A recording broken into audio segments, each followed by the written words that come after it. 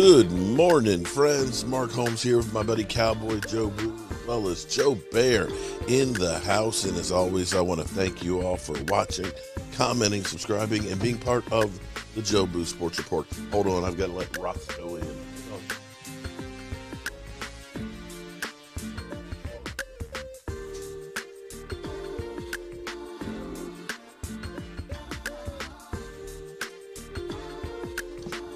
Sorry to interrupt there, but boy, what a difference a week makes, because last Monday we thought that Roscoe was a goner. It was like he had a seizure or heart attack or something. It was like he leaned to one side. He couldn't stand up. I thought that, Roscoe's about 15 years old, and thought that, the worst. But took him to the vet.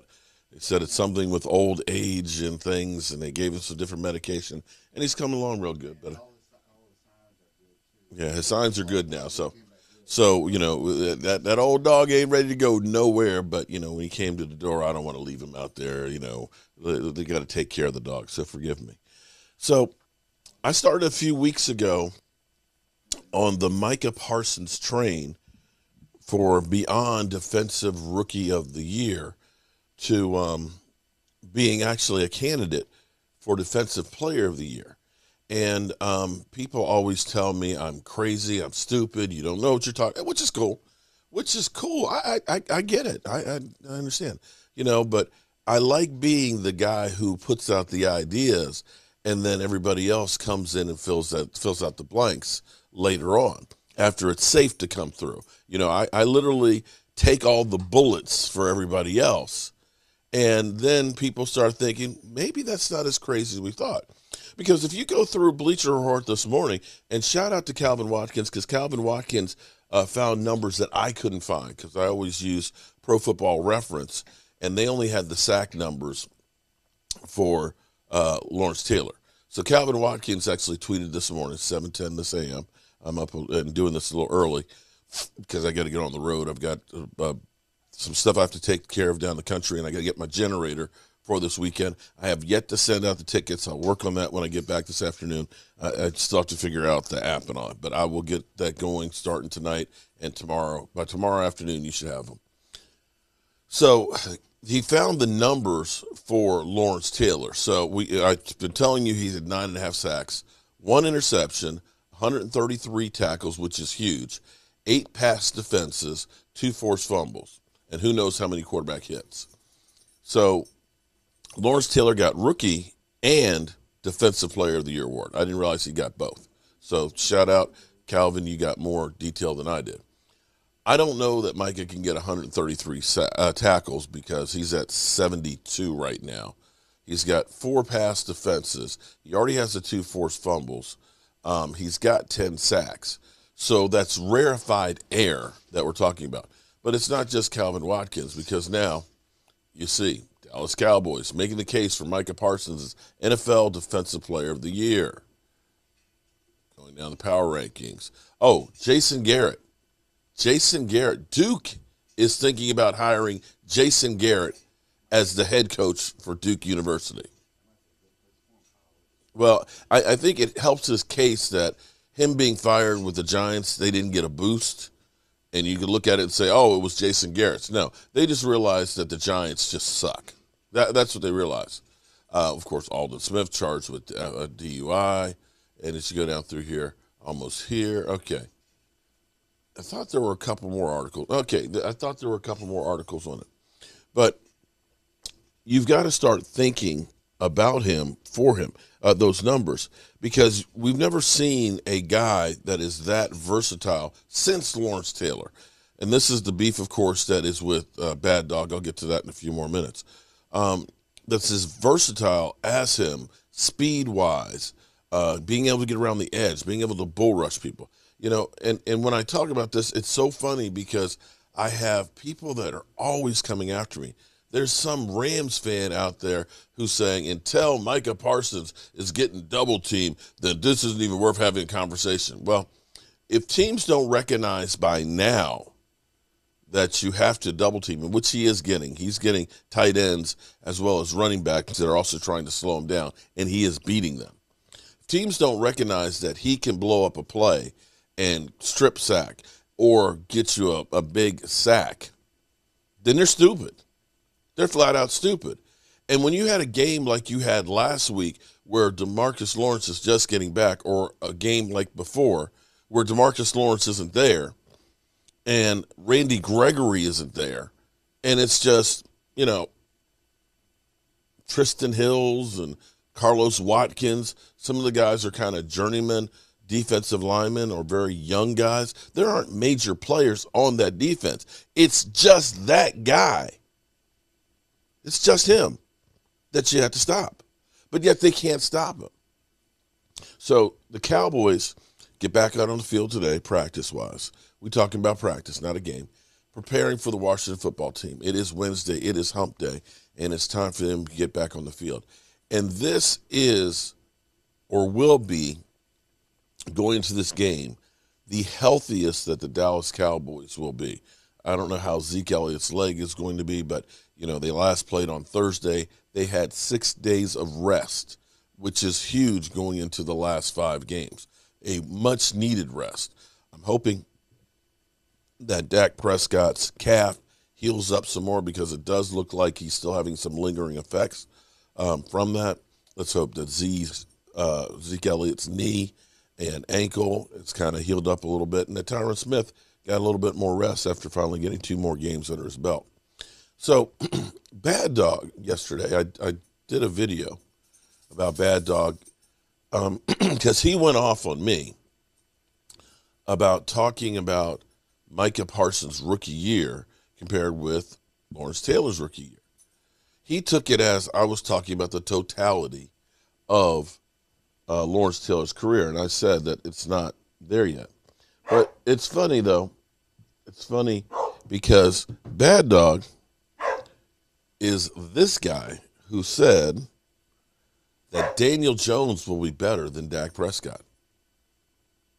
This is your boy Bad Dog back. And this video is going to be a lot of fun to make. And I can already see the Cowboys fan going, just like, I'm hitting that thumbs down, How can you say Daniel Jones is going to be better than Dak Prescott? Well, I'll tell you why. Because there's a lot of reasons that go into this. And Cowboy fans are a very interesting breed. Very interesting. They will use and skew statistics any way they can to win an argument. I'll give you a couple of examples. When it comes to this whole debate between Barkley and Zeke Elliott, okay, they'll say, Cowboy fans say, well, Barkley's been in the league 1 year. He can't be better than a guy that's been in the league 3 years. It doesn't matter that Barkley led the league in yards from scrimmage and averaged 5 yards a carry and had 5 more touchdowns than Zeke Elliott behind a far inferior offensive line, right? That doesn't matter, because all that matters is Zeke led the league in rushing yards, and according to Cowboys fans, that is the running back's job, is to lead the league in rushing yards. So if he leads the league in rushing yards, he's the best in the league. And they'll tell you that about Emmitt Smith. He's the all-time league-leading rusher. There isn't a better running back. He leads the league all time. He's the best. Well, according to that logic, Eli Manning is the 7th greatest quarterback in the history of football because he's 7th in passing yards. And after all, Cowboy fans, isn't it a quarterback's job to get passing yards and throw the ball? So he's much better than Joe Montana. So I don't know why you're always saying he sucks and he's overrated and he's not a Hall of Famer. According to you guys in that logic of yardage, he's 7th greatest in the history of football, right? But not when it comes to Dak Prescott. The numbers, they'll use a different formula. This was 2 years ago. Dak Prescott is 32 and 16 in his career. That's the numbers they use. They don't want to look at his actual passing numbers because they're very pedestrian. As a matter of fact, they're not good. Dak Prescott has one of the most talented offensive teams around him. He's got one of the top 3 running backs in the league. Mm-hmm. Some will say the best, some will say the second best, whatever it is. He's top 3. There's no question about that. He's got one of the best offensive lines in football. Mm-hmm. Okay. And he's had pretty good receivers. He had Jason Witten there for a couple of years, or at least his rookie season. So he's had great pieces around him. And this is a guy that's never managed to throw for more than 23 touchdowns in a single season. And over the course of his 3-year career, this guy's thrown 67 touchdown passes with all that talent around him. That's exactly 1 more in that span than Eli Manning's thrown, who's thrown 66. Okay, so they just want to look at the record. They don't want to look at the fact he's one of the worst deep ball passers in the league, accuracy-wise. He's terrible. He's one of the top quarterbacks in having more than 2.5 seconds to throw the ball, and yet somehow, even though he's mobile, took 56 sacks and fumbled 12 times last year. That's because he doesn't want to throw the ball. He's scared to throw it down the field. He can't stretch the field. He's not accurate down the field. He's a dink and dunk passer that just throws it 4 yards and turns and hands it off to Zeke. Dink and dunk. That's what his career's been. But Cowboy fans don't want to talk about his numbers. They just want to talk about the wins and losses because that's the number that builds their argument for Dak Prescott. Well, Dak Prescott is not going to get any better, and the reason is simply this, man. The Cowboys, who go into next year have $60 million in cap space, they are going to give up half of that to sign Dak Prescott. He's going to get $30 to $35 million, so half of it's gone. And Amari Cooper's an unrestricted free agent. So what are you going to do with Amari Cooper? You going to let him walk? You let him go? You give him a first-round pick? You're going to rent him for, 24 games? And say, nice knowing you, let him go? Dak Prescott was terrible before Amari Cooper got here. As a matter of fact, between the last 10 games of 2017 and the first 10 games of 2018, that's a 20-game span, Dak Prescott had 19 touchdowns and 14 interceptions. That's terrible. That's no good. That's not good at all. That's a 20-game span. That's a big sample size. Cooper got there. His numbers got better. So you better sign Amari Cooper, and he's going to get $15 to $19 million at least. That's top receiver money. So between those two guys, there goes all your cap space, which means all of a sudden you cannot put great offensive pieces around him anymore. You're going to be putting all your money into certain skill positions. Okay. Whereas Daniel Jones, he's coming into a team that is building an offensive line. He's got the best running back in the league behind him. He's on a rookie contract, which means that the Giants can build around him and bring in offensive pieces. Daniel Jones was one of the top-rated quarterbacks as far as deep ball accuracy down the field in the country at Duke. No, he didn't throw a lot of deep passes, and you can say that Daniel Jones is a dink-and-dunk guy at Duke. That's because there's no offensive line there. Dak Prescott's one of the top quarterbacks. I think I mentioned this already in the video. Top quarterbacks having 2.5 seconds or more to throw. Daniel Jones didn't have that kind of time to throw. But with the Giants being able to build their offensive line, have another year of drafting, and having all the cap space that they're going to have next year, after they get rid of Eli, after they're probably going to cut Ogletree, cut Janoris Jenkins if we don't trade him, and cut Kareem Martin, the Giants are looking at $75 million in cap space, in which they can build around Daniel Jones. Daniel Jones is going to come into a very good situation in the next couple of years with the New York Giants because they're going to have a lot of young talent around him, much like Dak Prescott had in his rookie season. But Dak Prescott's going to get that money now. And let's do it this way. What if Dak Prescott was on the Arizona Cardinals last year? Is Dak Prescott, Cowboy fans, does Dak Prescott put up better numbers in Arizona than he does in Dallas? Okay. All right. So Bad Dog thought that Daniel Jones was going to have a team built around him and that Daniel Jones was going to be better than Dak Prescott. Just for truth in advertising, I just want to add this little clip before we get out of here. Even though this team is absolute dog doo, and that's exactly what it is. And speaking of dog doo, Daniel Jones is absolute hot doo-doo confirmed. He absolutely sucks, okay? I have had it with Daniel Jones. I have absolutely had it with Daniel Jones, okay? He makes me throw up in my mouth a little bit. This loss is squarely on Daniel Jones, plain and simple. Boy, oh boy, was I wrong about Daniel Jones. God almighty, was I wrong. You know, it's funny, my draft reaction that night, everybody, obviously it went viral. Everybody knows how I felt about the pick. I wasn't happy. And then like a week later, I started turning around and said, Daniel Jones is going to be good. Daniel Jones is going to be better than this guy. Daniel Jones is going to be better than that guy. So many guys told me, Bad Dog, your first reaction is usually the correct one. Okay, by the way, if you have headphones on or whatever, turn the volume down. Uh-oh. I'm warning you right now. Turn the volume down. Your first opinion is usually the right one. Your assumption, whatever, first reaction is usually the correct one. And it was. Okay, I try to get behind Daniel Jones. I try to give him the benefit of the doubt. I try to say this positive about him, this positive about him. Well, I was wrong. He sucks. And I don't want to hear any Daniel Jones apologists come out here. The offensive line, the receivers, this, that. This guy can't figure out where the hell to throw the ball. Not only did he turn it over again twice with 2 ridiculously crappy interceptions, just terrible decision-making. He overthrew 2 damn receivers, and the Daniel Jones apologist, Sterling Shepard looked back for the ball too early. Are you serious? 2 awful turnovers. Every damn game, it's at least 2 turnovers. Every freaking one of them. Once he played 20 games, he's beaten 1 team that isn't named Washington. Every damn week. It's him. You put an average quarterback behind this team, you can talk about the offensive line, which, by the way, balled out tonight. Huge shout out to the offensive line. They did their job. This is one of the best front sevens in the league. Second in quarterback sacks, one of the best teams against the run, and the Giants kicked their ass up front. But our quarterback can't get his head out of his ass because that's where he's throwing the ball from. I'm so sick of the Daniel Jones apologists. This guy sucks. He ain't the guy. He's not the guy. How damn many games does it take a quarterback to learn how to process a decision?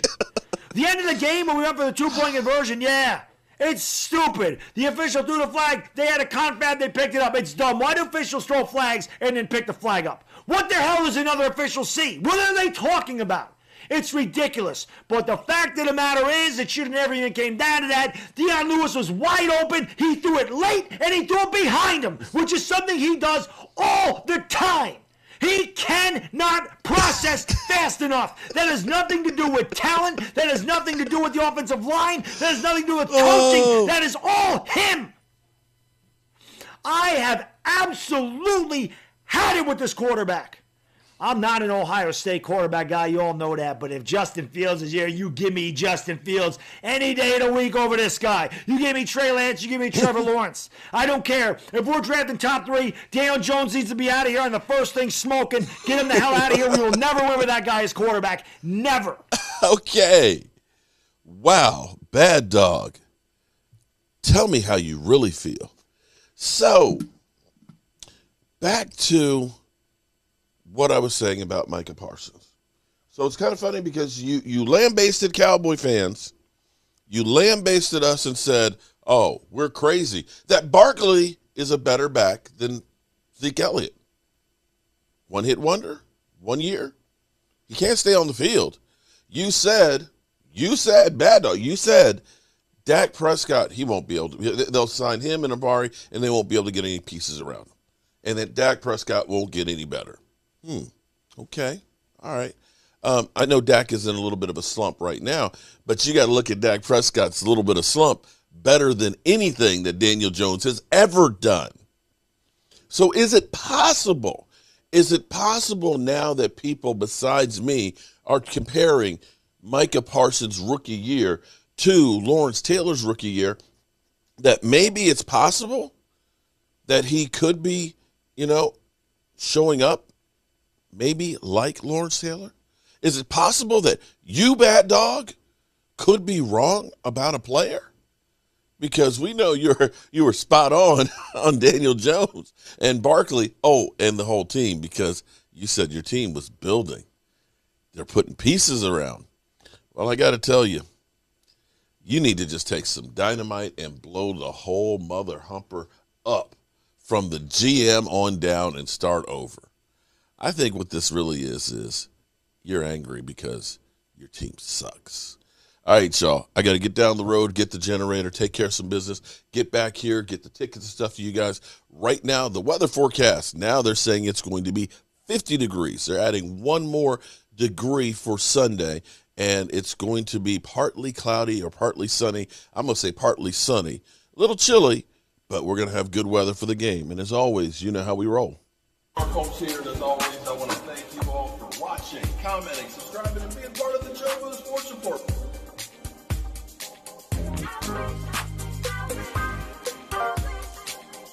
You did one hell of a job, and all the thing else I got to say is, how about